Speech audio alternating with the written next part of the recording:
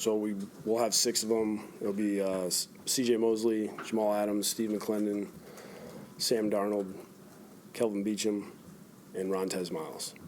So it was interesting to kind of go through that whole voting process, and those guys were clear-cut guys that were at the top, and I think it shows the leadership strength that we have in this locker room.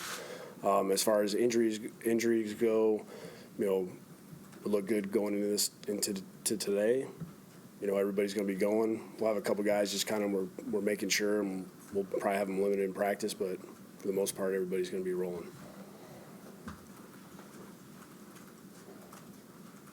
I think of those names, Miles might catch people by surprise. What does Rontez do behind the scenes that maybe you don't know? Everything he does is right.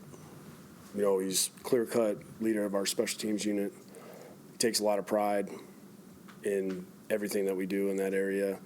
I think the thing that I've been most impressed with him is when we first got here, one of the conversations that not only myself but defensive coaches and Brant was, we wanted him to put himself in position to be a guy on defense we can count on as well. And I think he's done that. He did a great job of working his way into really that starter spot when Marcus was down.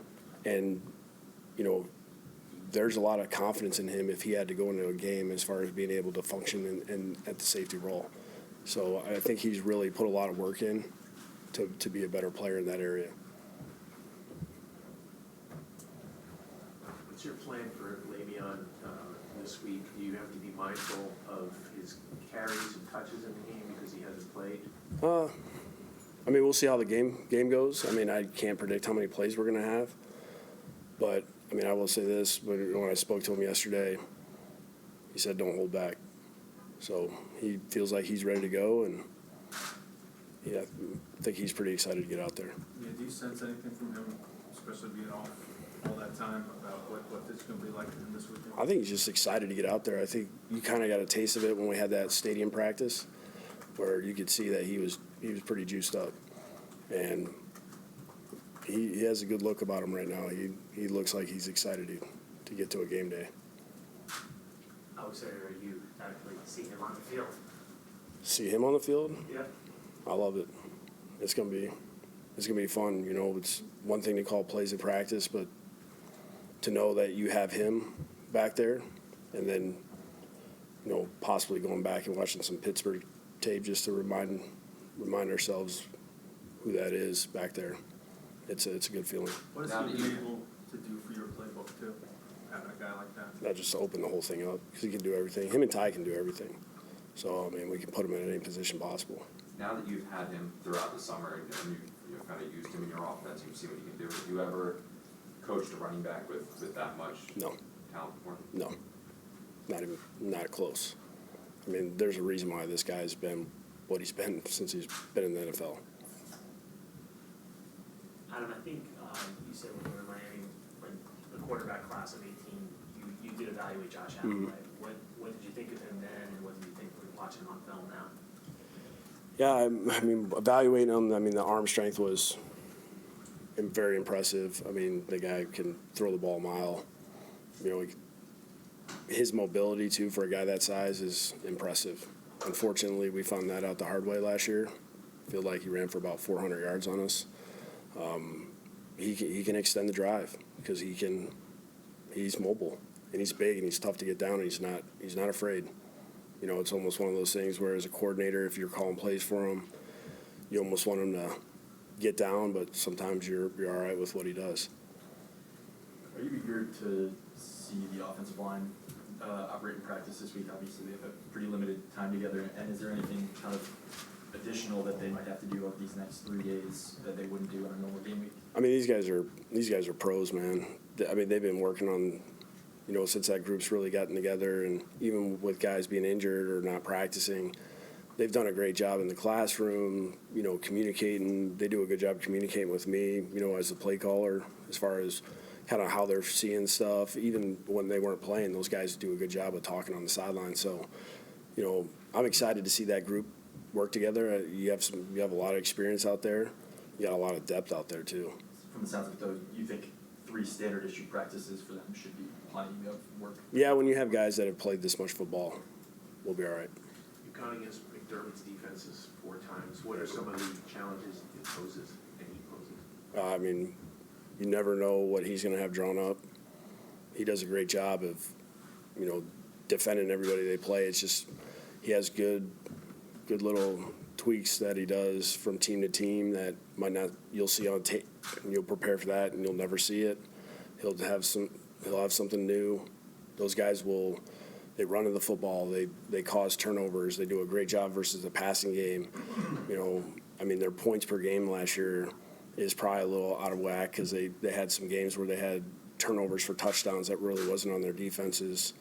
It wasn't really their fault, and it's a tough team to play defensively. These guys are aggressive and they run to the football. They cause a lot of problems.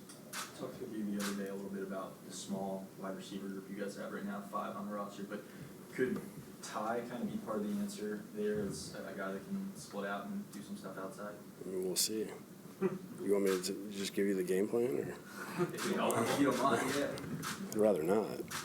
But yeah, I think the versatility that we have at tight end, running back, that kind of creates depth for us. Adam, does Davis being on their practice squad, he's been with you guys all offseason, does that give them any sort of insight into your offense, you think? I'm pretty sure they got enough as it is. I don't feel like they've really had too many problems with us in the past. We've had some close games, but I don't think Sean needs a whole bunch of help. We've played him a lot. When you're in the division and you go against each other 4 times over 2 years, or you play New England and gone against Coach Belichick like 14 times or something.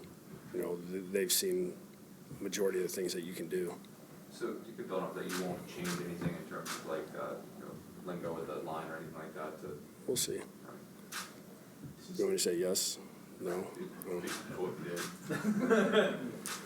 Since this is the first time you're going through a game week with Greg Williams, could you just describe the dynamic and how much input you have into the defensive game plan and how much communication there is during the week? So we talk a lot, but Greg was brought here to really put that thing together, get things rolling in the direction that it need to go to. What he does, I love. I've had to play him so many times that it was frustrating for me. So preparing for him is challenging. I think that whole staff does a great job of, those guys do a great job of working together and putting together a game plan. Our communications are usually early in the morning, late at night, and it's just we're talking football. I'm bouncing things off of him, and when he needs to ask me anything about how an offense might treat something, I answer it. So we're always kind of in communication, but I'm not. I like what we're doing. I like where we're at right now. As a offensive play caller, you have to be, and as the head coach, most importantly, don't you have to be mindful of the defense and their plan of attack as well? Right. Can you just describe that? So for me, I think it's easier with the offense because I'm watching the game, so I kind of know how the flow of the game's going, and I can help in that aspect. If it's not going great, I can't have a bunch of 3 and outs trying to rush the football. I might have to change my mindset as far as how we're playing, and that's easier to do from my side of the ball than the defensive side. So. I'm aware of that. That's kind of how I've always done it. Just make sure that I'm communicating during the game and kind of letting him know what I'm thinking and what I'm doing, and he's doing the same thing. How much different do they look offensively this year? They added a lot of pieces.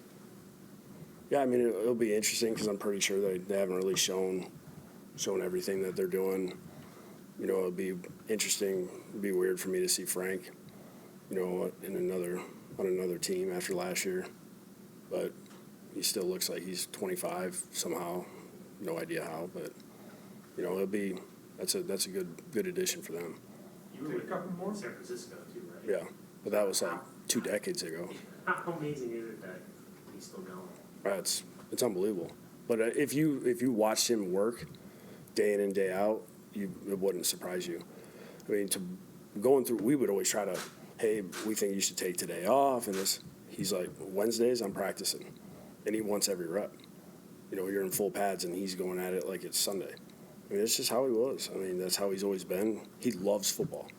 Like, there's no other place he'd rather be than the practice field, game day. Everything about football he loves. How much of a challenge was it for you to get Le'Veon up to speed and make sure that he might not be rusty without having played so long? He was ready to go. When we started training camp, how fast he digested everything, and he doesn't make a lot of mistakes. I mean, he is football smart, and he picks things up so fast, and you tell him once, he's got it. What about the physicality of I don't know, you guys been in practice. It doesn't look like he's having any problems. He's in great shape when he got here, and there's not a lot of 6'2", 230, 235-pound backs that run like him. He's a big man. Good. Thank you very Thanks, much. Adam. Yep.